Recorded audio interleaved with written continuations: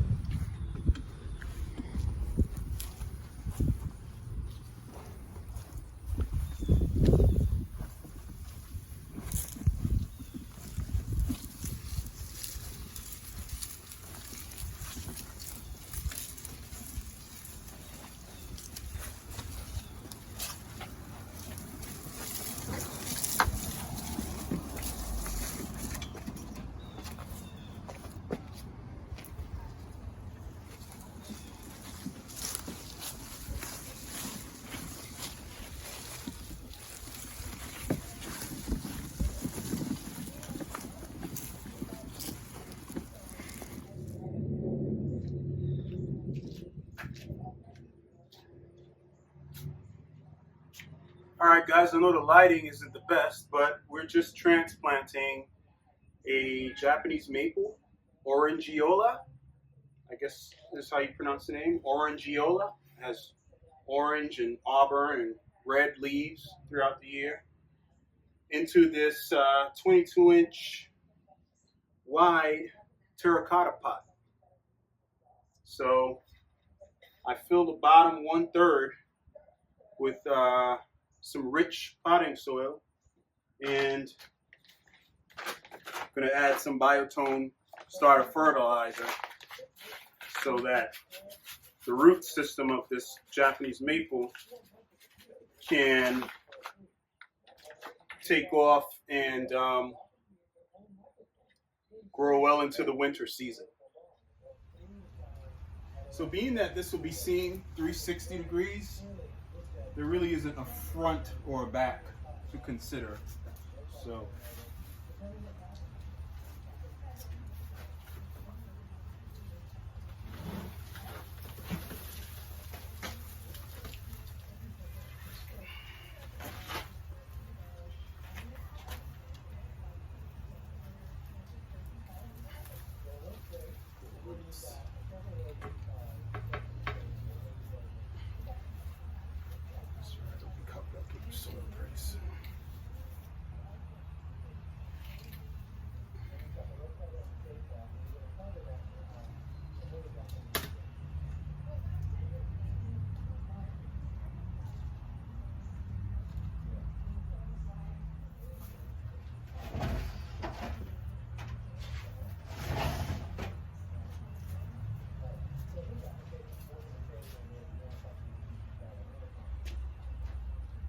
this will be the temporary home for this newly planted Japanese maple.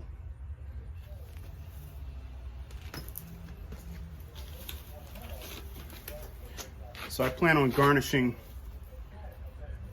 the bottom of the pot with these variegated carex.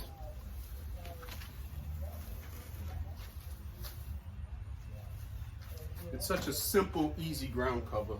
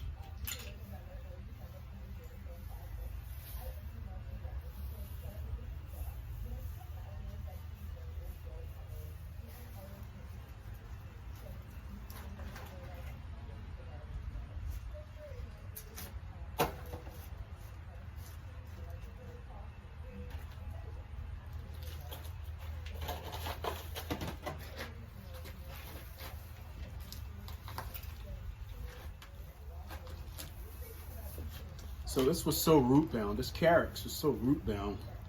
I had to literally slice off the bottom piece of the root mass. Look how dense that was. So that's what you want to do. And then just cut diagonally across the root ball to break up the roots so that they can start pushing out instead of continuing to circle the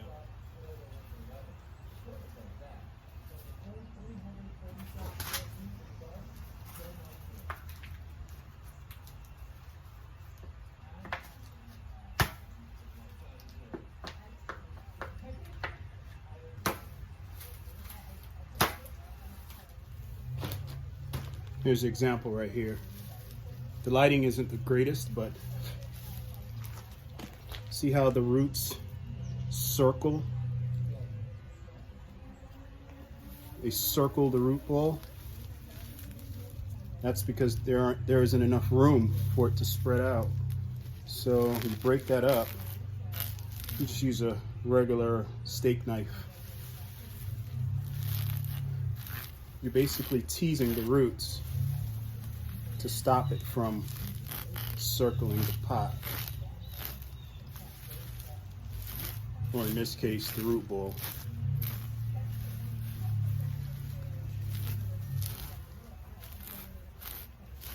And then again, I just cut off about 1/2 inch of the very bottom so that the roots can start spreading back out again in search of nutrients. Because what could happen if you continue to let a root ball, or the roots circle the root ball, it can actually strangle.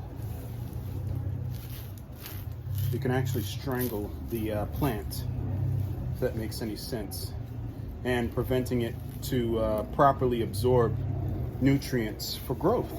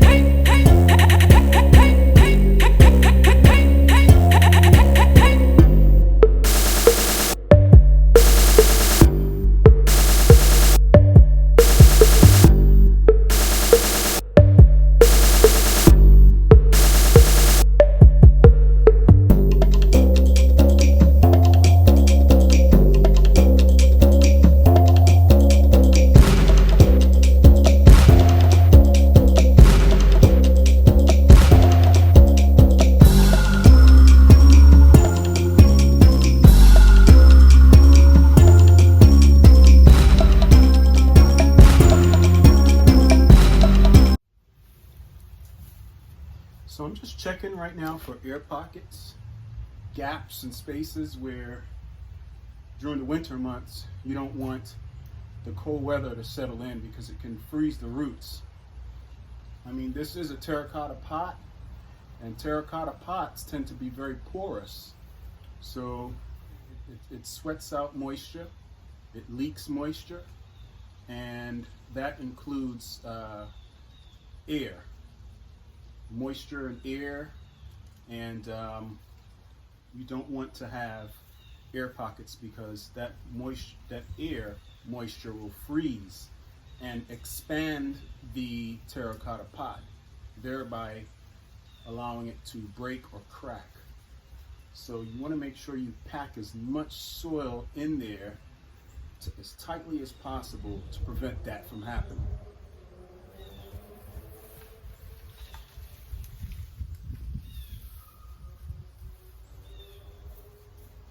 So I plan to put a light mulch of gravel at the top.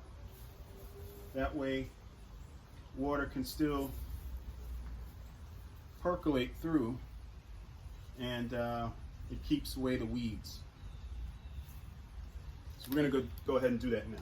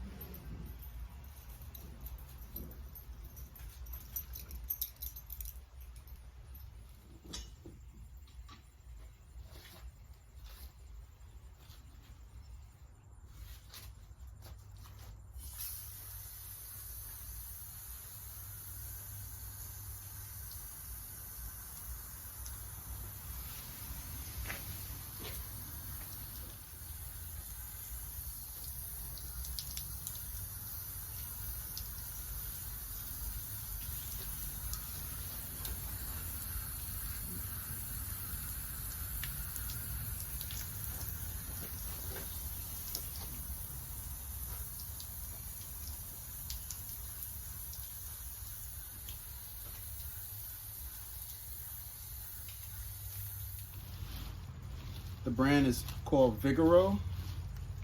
It's decorative stone pea pebbles. You can find them at your general big orange store or big blue store.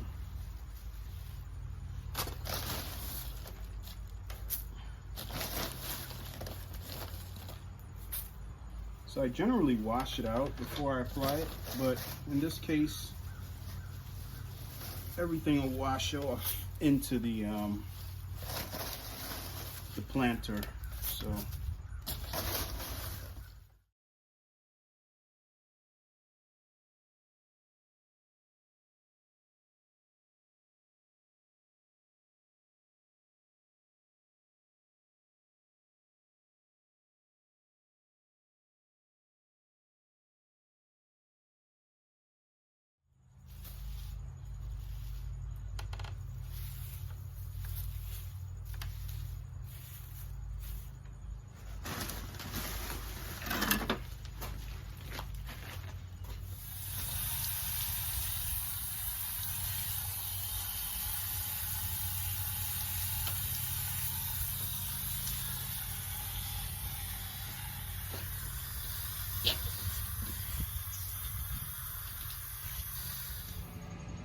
So all right, folks, here's the finished product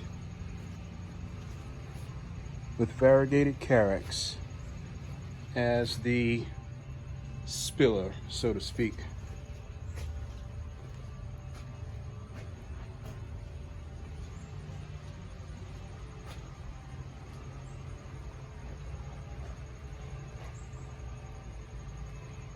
So this area is under the deck, which I've used for the past 1.5 years as a nursery station slash tool shed. So excuse all the mess behind it, all my soil and other materials. So yeah, guys, you're looking at the silhouette right here, but that's a pretty picture with the shed in the background. Japanese maple in a container. This is a 22-inch terracotta container.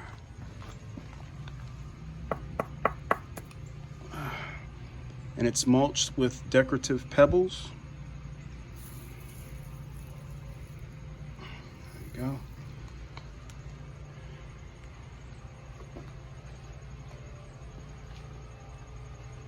Very nice.